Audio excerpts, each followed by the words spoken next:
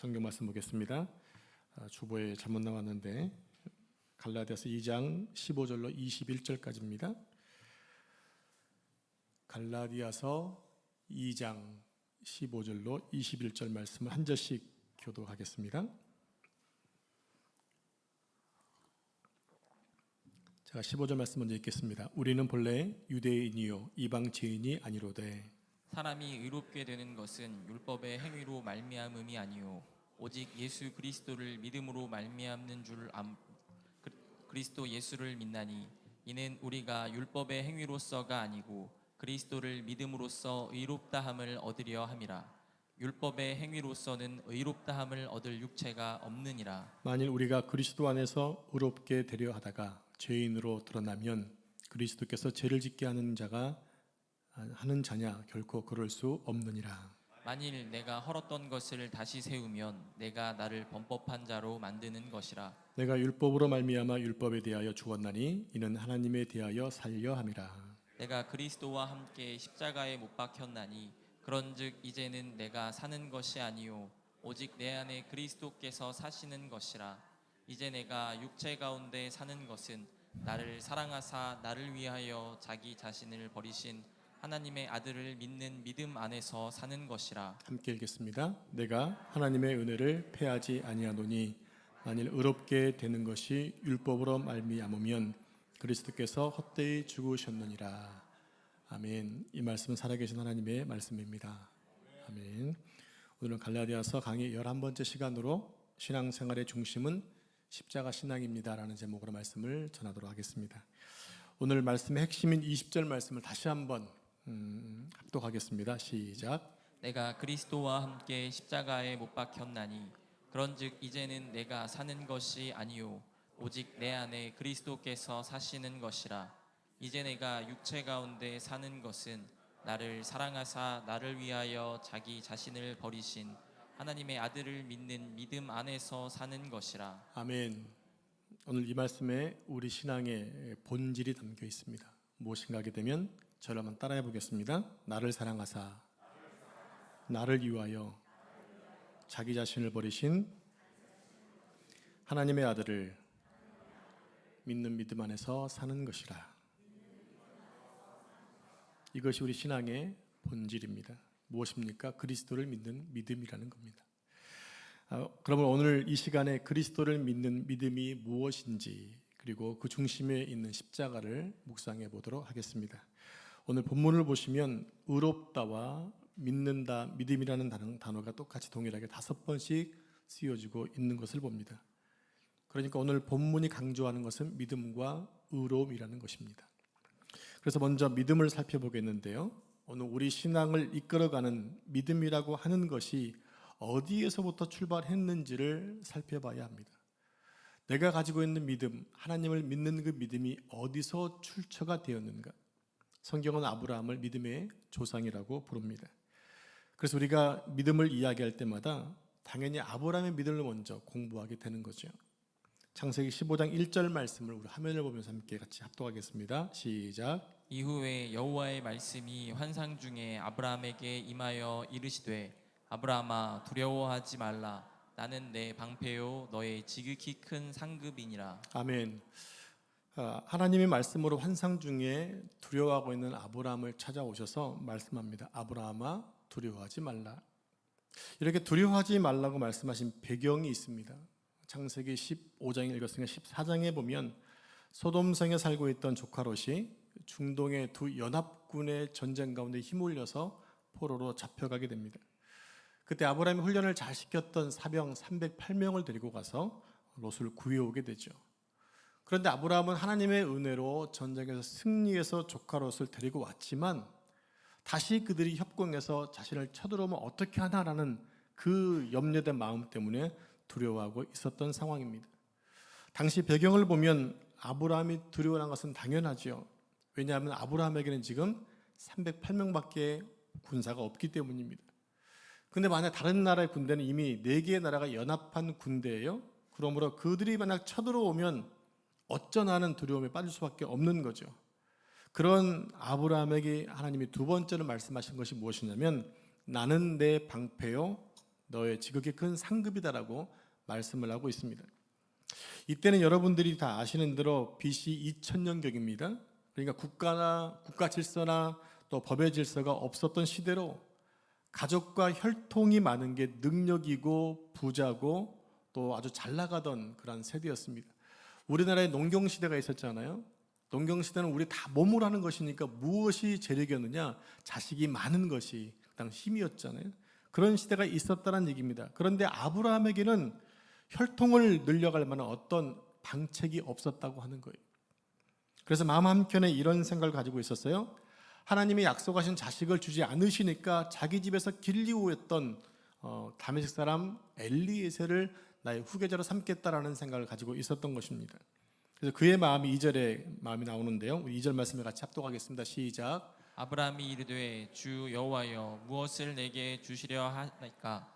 나는 자식이 없사오니 나의 상속자는 이 다메섹 사람 엘리에셀. 3절도 이어서 같이 읽겠습니다. 아브라함이 또 이르되 주께서 3절 또 시작. 아브라함이 또 이르되 주께서 내게 씨를 주지 아니하셨으니 내 집에서 길린 자가 내 상속자가 될 것이니이다. 이것이 아브라함의 지금 마음이었던 거예요. 자기에게 약속한 자식을 주지 않고 가능성이 없으니까 이제 종을 세워서 후계자로 삼겠다. 이런 아브라함의 마음을 하나님이 들으시고 그를 이제 설득하십니다. 4절에 보면 아니다. 내 상속자는 네 몸에서 태어날 자가 될 것이다라고 말씀하시는 거예요. 그런 다음에 5절에 보면 하나님의 아브라함을 밖으로 데리고 나가셔서 밤 하늘의 별들을 보여주십니다. 아브라함은 하늘의 별이 보이니? 셀 수 있겠니? 셀 수 없지.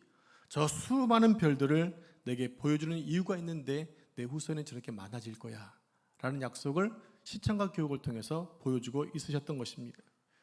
그러자 이 하나님의 설득과 언약을 들은 아브라함이 자신의 믿음을 이렇게 고백합니다. 6절 말씀 같이 읽겠습니다. 시작. 아브라함이 여호와를 믿으니 여호와께서 이를 그의 의로 여기시고. 이 말씀이 무엇이냐면 하나님이 별들을 보이면서 다시 약속을 실천과 교훈에서 알려주시니까 아브라함이 바로 한 거예요. 여호와를 믿었다. 어떤 여호와입니까? 자신에게 후사를 주실 것을 믿었던 거예요. 그 믿으니까 하나님의 반응이 뭡니까? 그를 의롭게 여기셨다는 것입니다.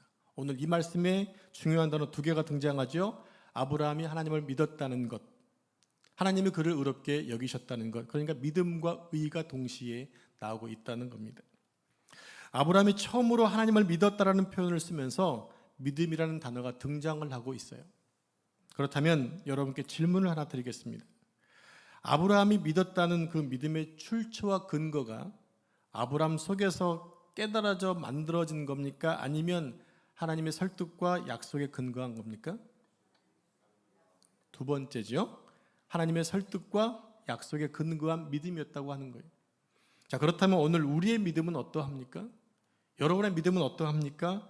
예수님을 믿는 우리의 믿음이 우리 속에서 생겨난 겁니까? 아니면 하나님이 약속하시고 우리를 설득해서 여기까지 이끌어 오신 겁니까? 전자입니까? 후자입니까? 당연하죠. 하나님이 하시는 거지요. 그래서 믿음은 그래서 능동태가 아니라 수동태라고 말씀을 드리는 거예요. 내 믿음이 내 속에서 자연적으로 발생해서 커지는 것이 아니라 하나님의 신실하심이 우리에게 입혀진 것, 그게 바로 믿음이에요. 그래서 우리는 우리에게 하나님께 믿음을 구할 때 하나님 나에게 믿음을 더해 주세요라고 기도하는 거예요. 왜냐하면 믿음은 더해지는 것이기 때문에. 이제는 하나님의 의에 대해서 생각해 보겠습니다. 여러분, 하나님의 의가 무엇인가요? 하나님의 의는 아브라함으로 하여금 많은 민족을 이루시겠다는 하나님 약속 이루시겠다는 자손에 대한 약속입니다. 하나님이 아브라함에게 부르신 다음에 내가 너를 축복의 근원으로 세워주겠다 약속하시잖아요. 그런 자식을 안 주시는 거예요. 그러니까 오늘 본문에서 말씀하시는 것이 하늘의 별을 보면서 내가 너의 후손을 이렇게 많게 주겠다고 약속하셨죠. 이 약속하신 것이 바로 뭐냐? 하나님의 의라는 거죠. 그렇다면 그 자손은 누구를 가리키는 것일까요? 하나님께서 아브라함에게 주셨던 약속은 누구를 위한 것일까요? 가깝게는 당연히 이삭이지요. 하나님께서 그렇지만 궁극적으로 약속하신 아브라함의 후손은 바로 오실 예수 그리스도였다는 겁니다.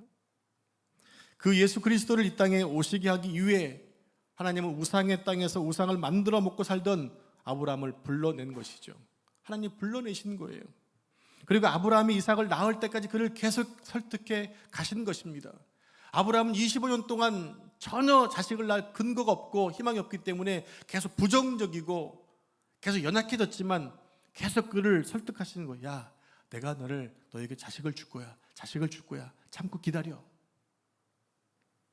그러니까 우리의 믿음은 우리의 논리나 이성으로 얻어진 것이 아니라 하나님의 설득과 하나님의 약속에 근거된 그 믿음이 우리에게 주어진 거라는 겁니다. 여러분, 그래서 우리는 우리의 믿음을 자랑할 게 아닌 거예요. 하나님이 주신 것이기 때문에 내가 무엇인가 해서 거두면 자랑할 게 되겠지만 주님이 주신 선물이잖아요. 그런데 그의 약속의 후손인 예수 그리스도가 이 땅에 오시기까지 아브라함과 그의 후손들이 어떻게 살았는가라는 거죠. 한마디로 얘기하면 완전히 꽝이었습니다. 가장 먼저 약속의 당사자였던 아브라함은 자기가 살기 위해서 자신의 아내를 2번이나 누이라고 속입니다. 또 그의 아들 이삭은 어떻습니까? 아버지와 동일한 잘못을 저지릅니다. 부전자전입니다. 또 그의 손자 야곱은 속임수의 대가였습니다. 또 야곱의 4번째 아들 유다는 자기 며느리와 불륜을 저질러서 자식을 낳았습니다. 그렇다면 여러분, 예수님이 누구의 후손으로 오신다고 했죠? 성경에? 누구의 후손? 다윗의 후손. 다윗의 자손 예수야라고 부르잖아요. 그런데 다윗은 정녕 어떠했습니까? 그는 자신의 최고 절정기의 왕자에 있을 때 간음과 살인을 저질렀습니다.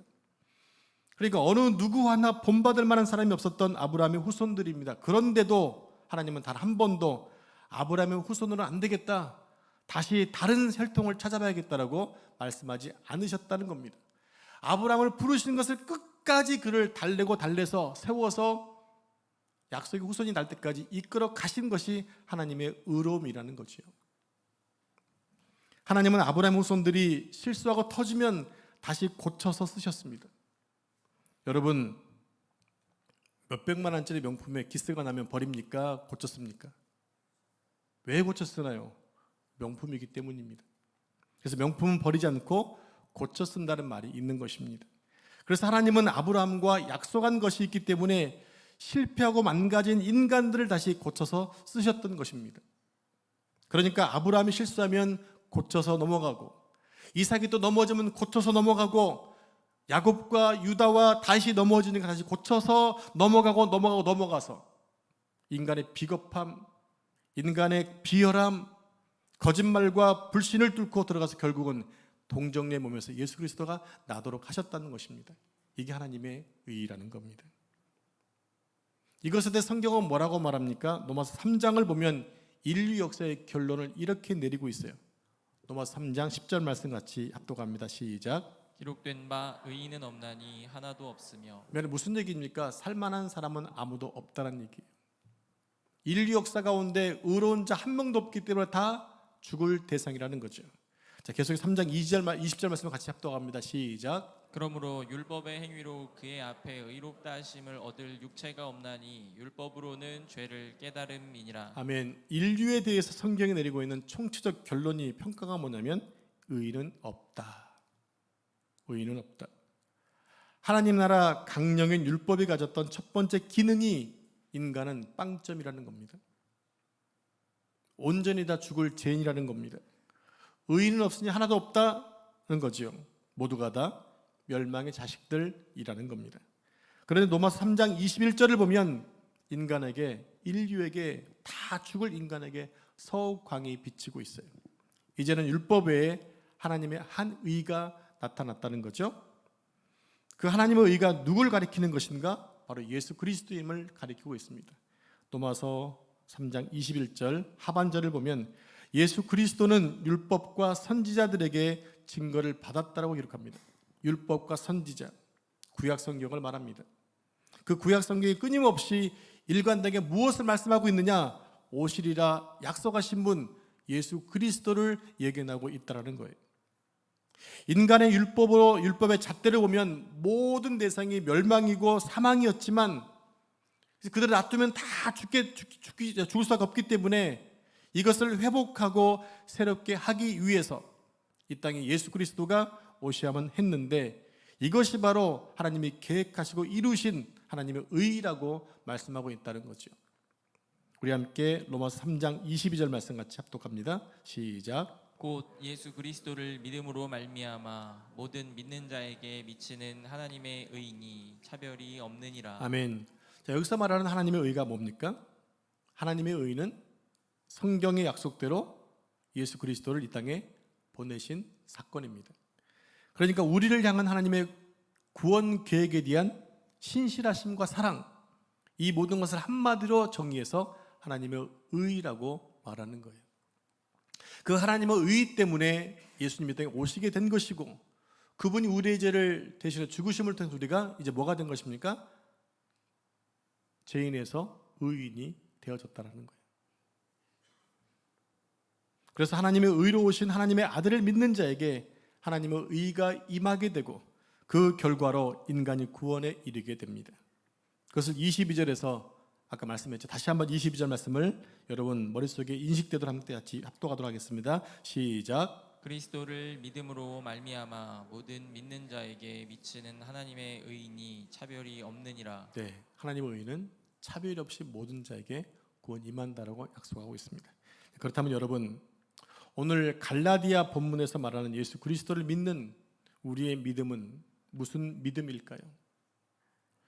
하나님의 의가 우리에게 임해서 우리가 구원받게 되는 믿음을 말하고 있는 것입니다. 하나님의 의가 우리에게 임했다라고 하는 거예요.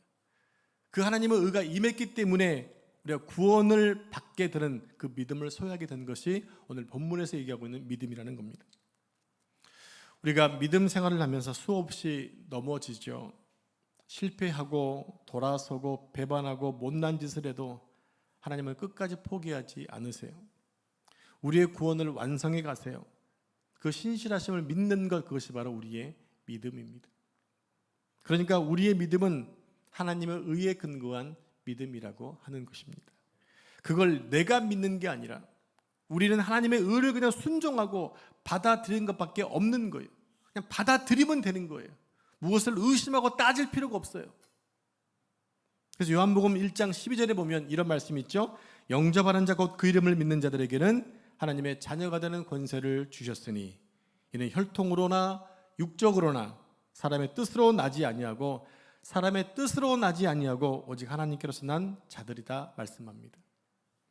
우리의 구원은 혈통과 육적으로 사람의 뜻으로 된 것이 아니라 하나님의 의의 결과물이라는 겁니다. 요한복음 3장 16절 말씀 다 외우시죠? 함께 외워볼까요? 시작. 하나님이 세상을 이처럼 사랑하사 독생자를 주셨으니 이는 저를 믿는 자마다 멸망치 않고 영생을 얻게 하려 하심이니라. 아멘. 너무나 유명한 말씀이며 성경의 주제인 말씀이죠. 근데 이 말씀 앞에 아주 중요한 말씀이 하나 있어요. 뭐냐면 3장 14절 말씀인데, 모세가 광야에서 뱀을 든 것 같이 인자도 들려야 하겠다.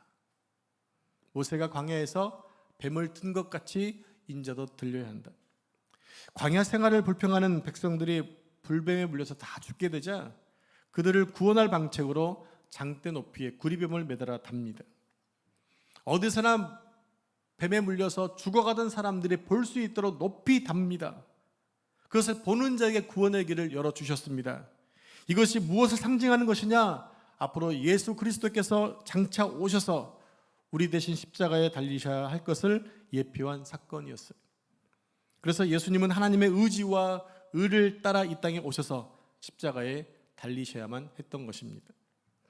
예수님이 십자가에 달리셨을 때 오늘 본문 갈라디아서 2장 20절 초반에 이렇게 말씀하고 있죠. 내가 그리스도와 함께 십자가에 못 박혔다. 내가 그리스도와 함께 못 박혔다. 이 고백이 누구의 고백입니까?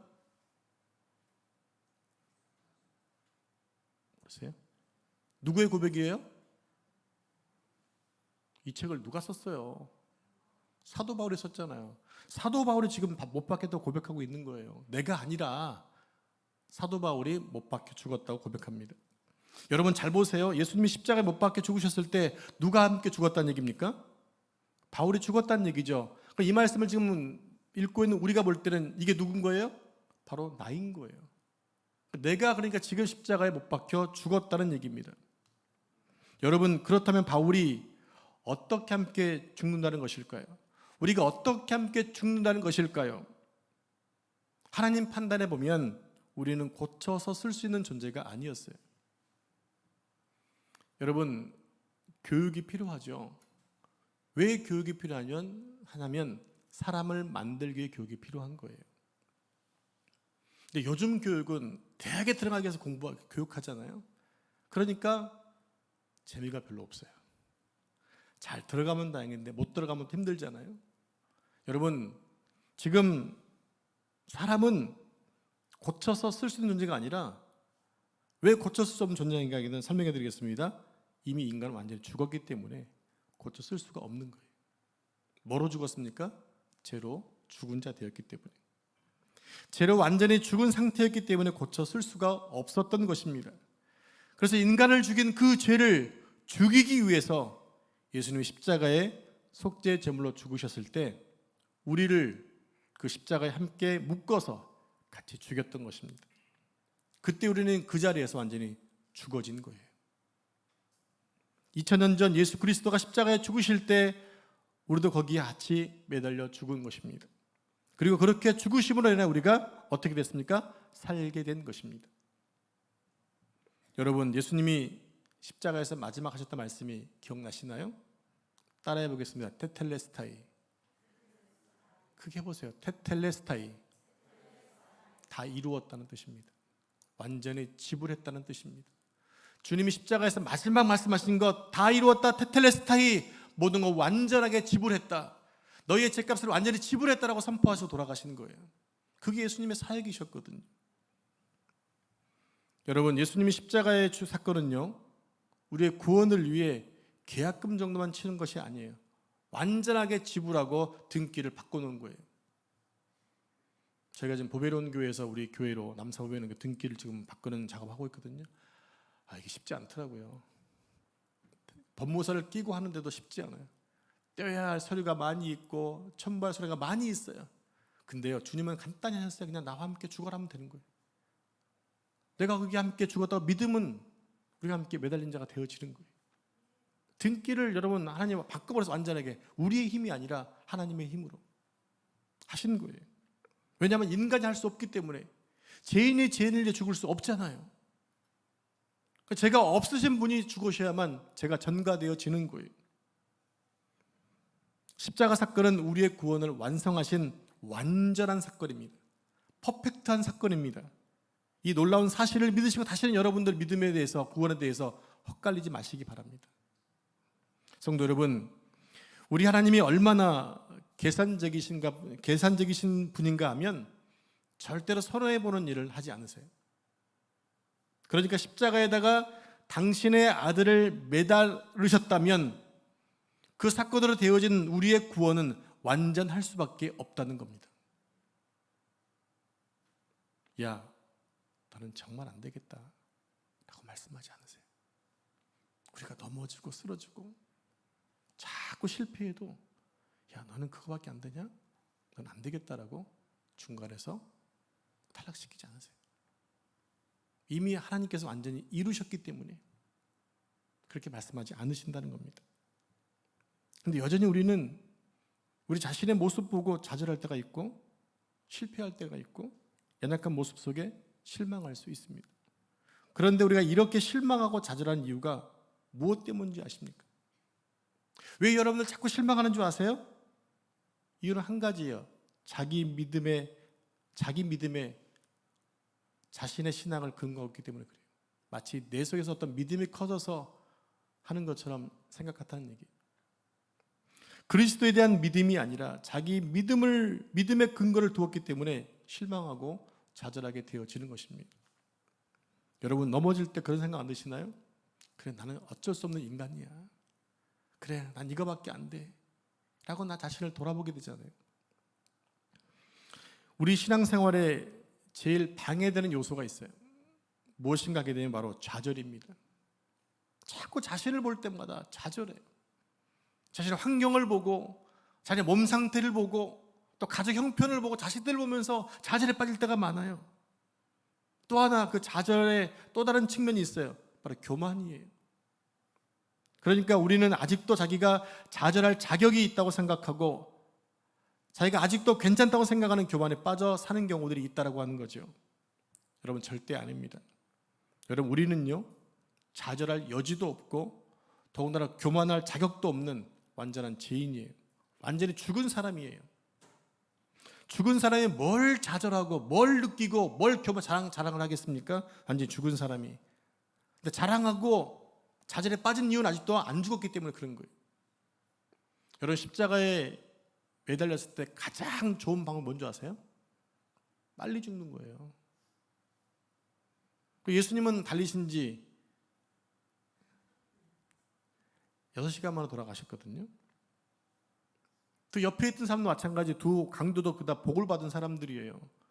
그냥 그날이 큰 안식일이 아니었으면요 그들은 며칠 동안 그 자리에 있었을 거예요. 어떤 사람은 이게 계속 안 죽어가지고 뭐 새가 날아가서 눈을 뽑아먹기도 하고 뭐 그런 현상들이 살아있으니까 느끼는 고통들 아니겠어요? 가장 좋은 거는 빨리 죽는 거예요. 근데 여전히 십자가에 매달리기는 아니라 여지가 버티고 있어 살아나려고.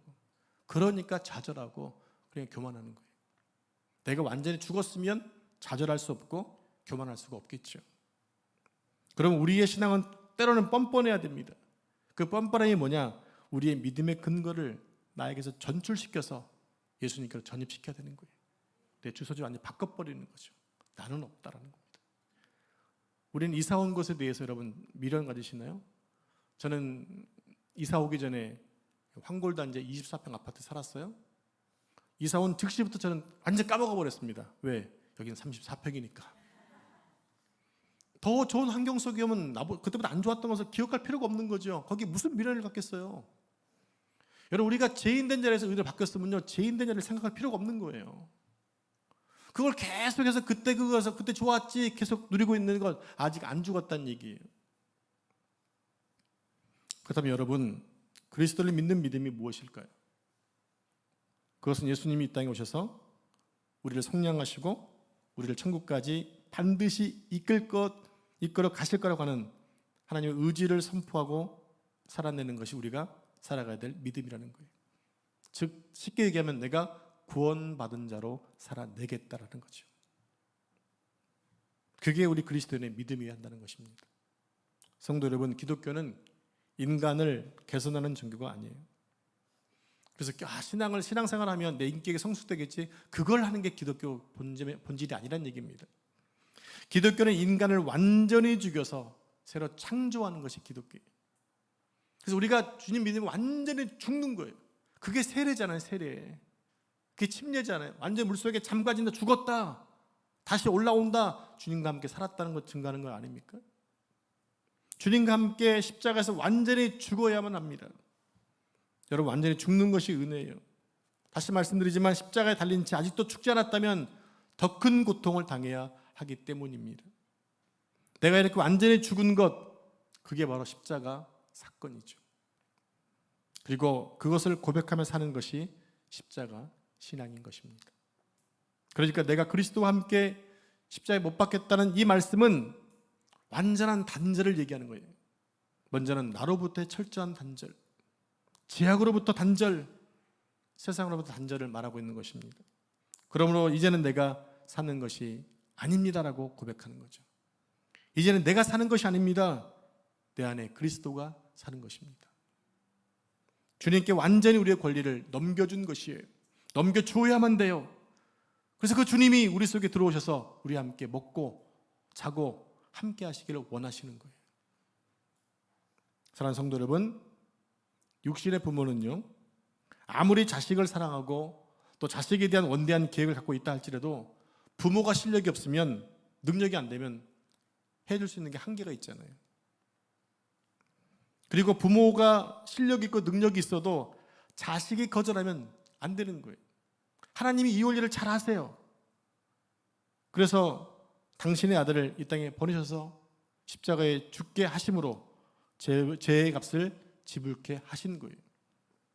그래서 우리를 십자가로 묶어서 함께 죽이신 거죠.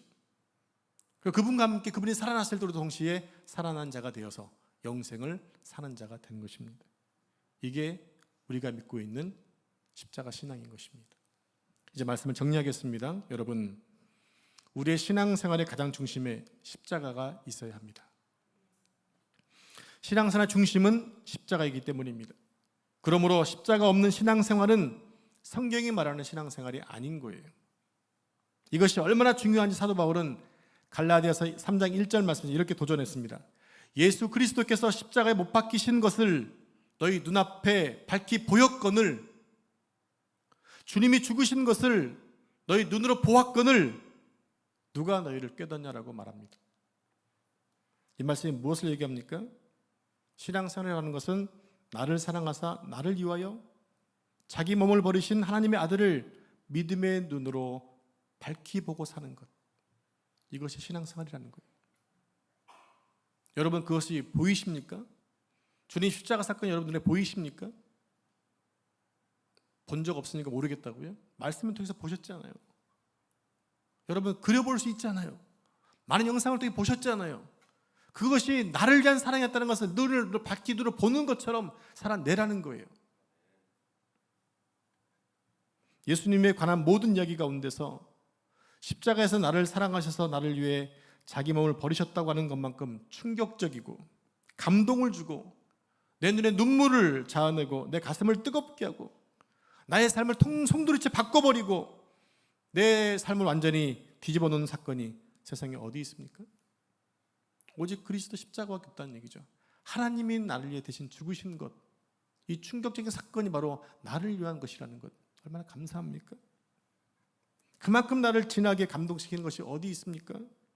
그래서 이 십자가 사건은 이 세상이 아무리 힘들고 어려워도 우리 믿는 자들로 하여금 다시 한번 일어나게 할 수 있는 원동력이 되어진다는 겁니다. 십자가에서 흘러내린 하나님의 사랑이 이미 우리를 배순간 뻘떡뻘떡 일으켜 세워주실 것입니다. 여러분께 마지막 권고드립니다. 여러분, 하루에 딱 5분만이라도 십자가를 묵상하고 시작할 수 있다면 여러분 삶에 절망은 없을 겁니다.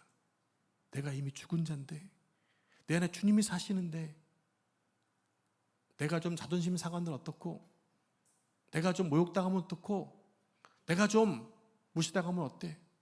내 안에 주님이 사시는데, 그 주님의 그 능력이 우리를 회복시켜 나갈 것입니다.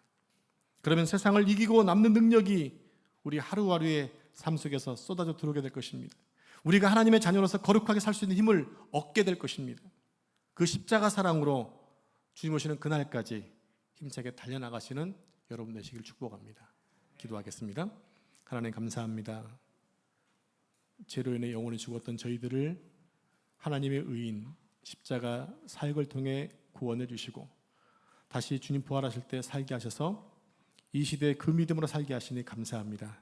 하나님, 십자가에 내가 매달리고 나도 죽고 다시 살아난 그 믿음, 그래서 주님이 이제 내 안에 사시기에 우리가 우리 자신을 바라보고 사는 것이 아니라 주님의 능력과 주의 크신 힘을 의지하고 이 마지막 세대를 이 세상 가운데 하나님의 사랑을 증거하며 살 수 있도록 축복해 주옵소서. 우리 종들이 힘들고 어려울 때마다 십자가를 붙들고 승리할 수 있도록 도와주시옵소서. 이 모든 말씀을 존귀하신 예수님의 이름으로 기도합니다. 아멘. 잘 일어나